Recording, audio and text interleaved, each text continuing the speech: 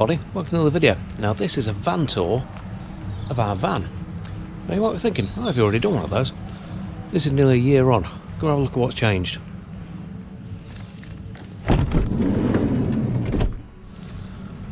So the general layout of the van has stayed pretty much the same. There's a few little bits and bobs that we've changed around. I'll just show you inside. We've added a couple little bits and bobs, taken some bits out, modified.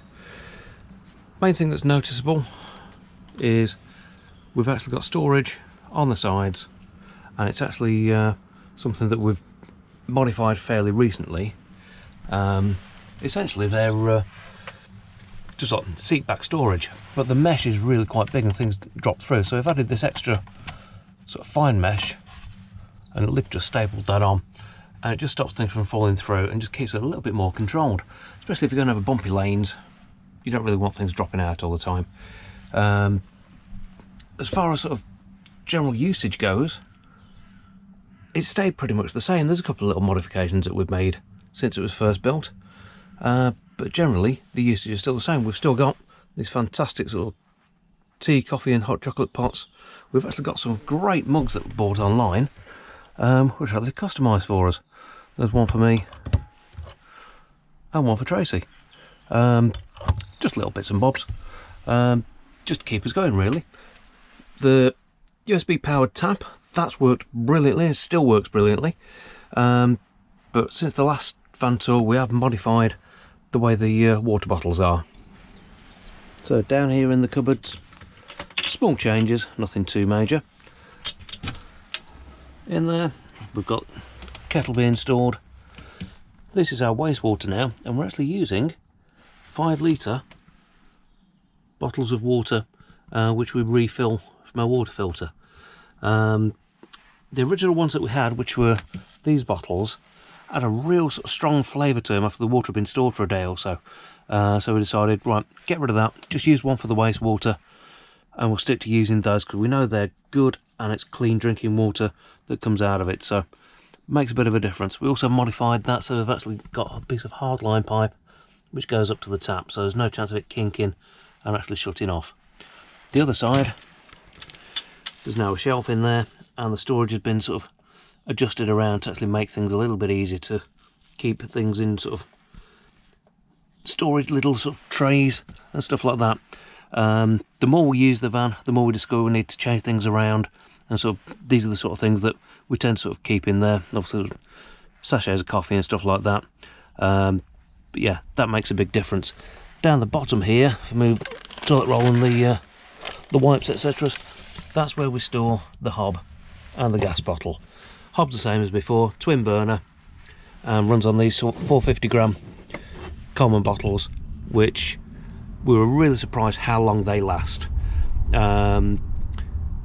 First used the van middle of May last year, and that's the 5th out of 6 bottles that we've got. That's on the first box. I've still got another dozen bottles of that at home, so yeah, it lasts really well. Moving up top here, it's pretty much the same as it was. We've got the collapsible bowl with the cutlery roll in there, and on this side we've got the collapsible utensils and bits and bobs in there. Did put this foam down just to stop things from rattling. Makes a big difference, especially having the wooden shelf in there. Things are sort of rattling around, so just pop that in there, just make it a little bit quieter. Moving on to the fridge. The fridge itself is still exactly the same, but the lock mechanism, I've actually come up with this sort of block and sort of piece that sort of turns across. Main reason being is the hooking eyes that we got on there. When you go over some really bumpy road, it'll just drop off and actually pull out. So because of the weight of this thing, because it is a reasonably heavy fridge, we decided it'd be a great idea, grab hold of a bit more of a substantial locking mechanism, and you can just make out down in the back of there, if you can just get this to go down there. There's the 2 batteries, 210 amp hour leisure batteries that we've got in there. Seems to be ample power for us at the moment, but that's also fed by the solar controller there. So since we first went away, we've added solar, and that keeps everything topped up. It's only on very, very cold winter days that we've actually found that the power's got anywhere near low, but certainly not low enough to actually cause any problems and need us to actually sort of start the engine up to keep things going. And up top, 2 semi-flexible solar panels which keep everything fed quite nicely. Got potential to actually add to them as well. Got plenty of room actually on the roof to actually add more solar if we need it, but for now it seems to be working fine. One of the big things that we wanted to do when we first built the van was actually convert it to having 2 seats up front instead of the bench seat and the driver's seat. We recently managed to get that done, and it's made such a difference, especially if you've got bad weather, you pull up somewhere, get parked up, absolutely solid down with rain outside. To get in the back, you've got to go out, get wet, and actually then get back in. Doing it this way, it means that we can just scoot through, the weather can do whatever it likes outside, we're staying dry and warm inside. It's not a problem at all. Now, a couple of modifications I had to make to the van just to get this done. Other than actually installing the seats, we discovered when you park up, especially if you've been sort of driving, you've got no lights on in the back. So I added a little switch down there which is tied into the lighting circuit. Let's actually turn the lights on, so when we get into the back we're not in pitch black. Really handy. That meant actually, because we've actually now got this sort of bit of space here, we need to add this little panel here which has worked really well. Just covers up that gap from the fridge. That just basically runs up to the heater duct in there. So that works brilliantly. It's just enough room so you can actually just scoot through into the back, and it's not like it's a well-used walkway. It's just enough so you can get through. Now, lighting wise in the back, we've still got exactly the same as we had before. Got the 4 spotlights in the back. They're plenty bright enough. In fact, we found they were a little bit too bright, so one thing we did add was this dimmer switch. So basically when the lights are on, you can actually sort of tweak that so you can have it reasonably sort of dark in the evening, so you're not blinding yourself with the lights, because they are quite powerful. But it just gives you that little extra bit of control. Obviously we've got diesel heater, which is one of the cheaper Chinese ones, 3 kilowatt, works brilliantly in here.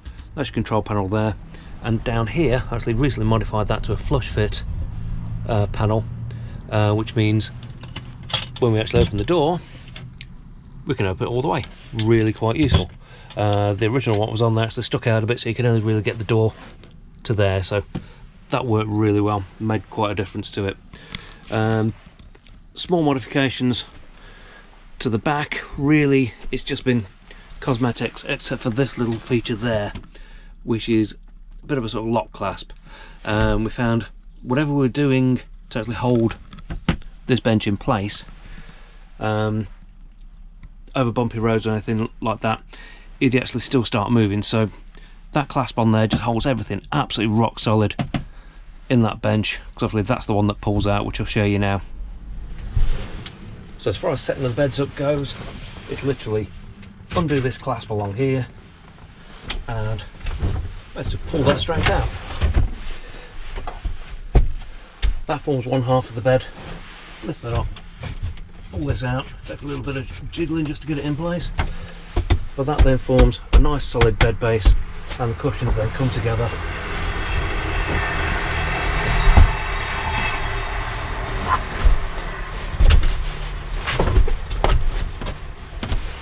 with just this bit of overhang, which means when you push them down together, forms a nice solid base, but the cushions, being quite comfortable, work really nicely.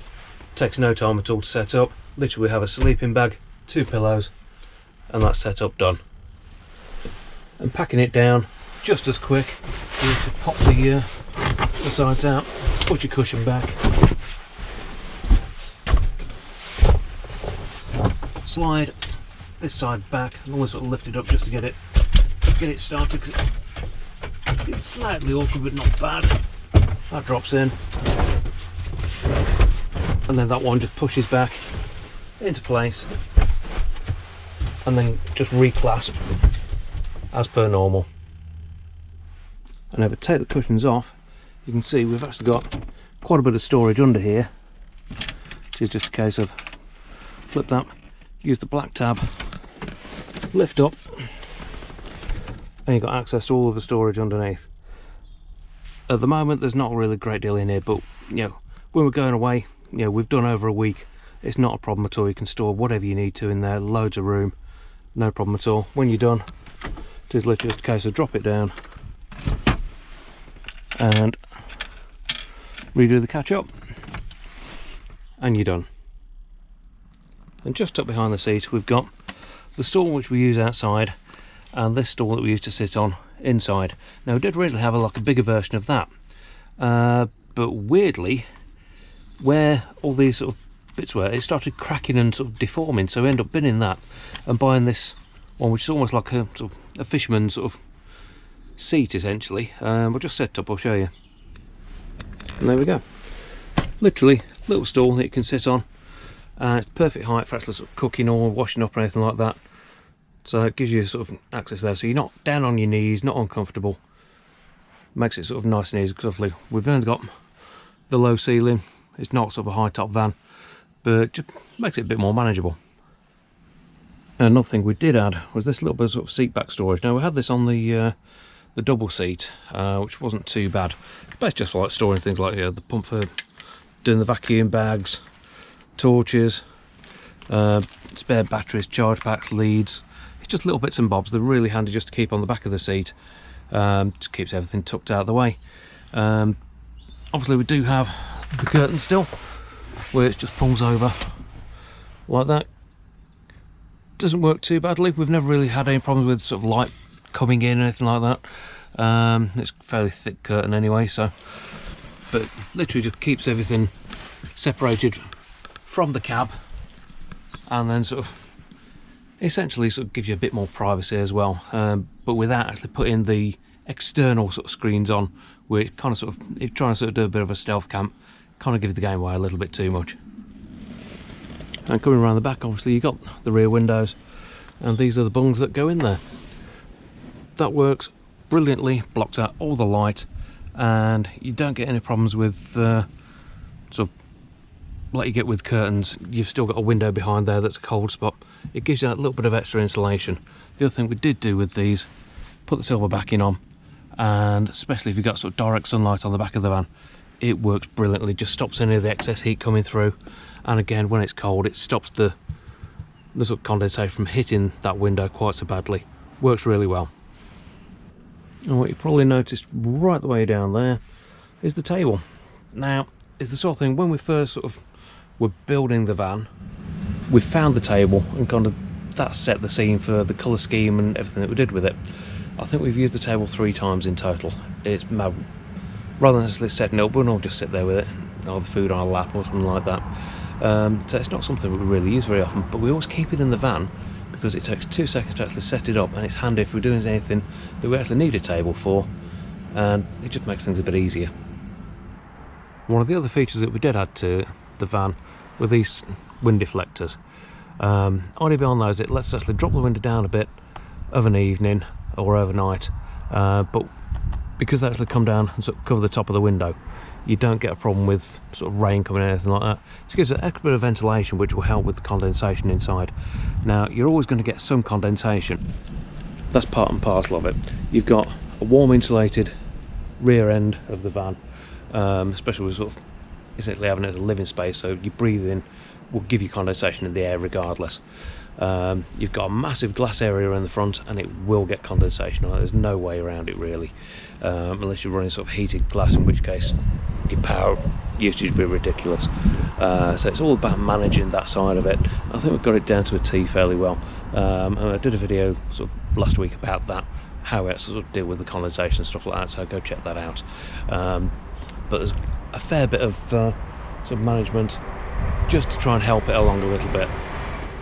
Yes, other than that, it still for all intents and purposes looks like a builder's van, which is exactly what we're looking for. So it doesn't really give you sort of too much away, it doesn't really sort of gather much attention, which is perfect for what we're wanting.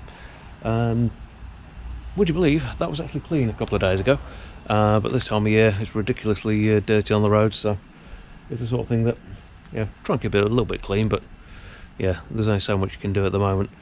But we are going to do some more sort of routes out. Going to spend a couple of weekends in the Lake District coming up soon as well. So if there's anything you want to sort of know about sort of what's going on, yeah, drop us a comment down below. again, if there's anything you need to know about the van or what we've done to it, or any sort of bits and bobs, so drop us a comment and I'll try and get back to you as soon as I can. But there's quite a lot that we're going to be doing through the year. It's whether we do the video of it, but like I said, I'm doing one every couple of weeks at the moment, so do give us a subscribe, drop us a like in there, really helps out, and we'll see you again soon. But yeah, thanks for watching, take care.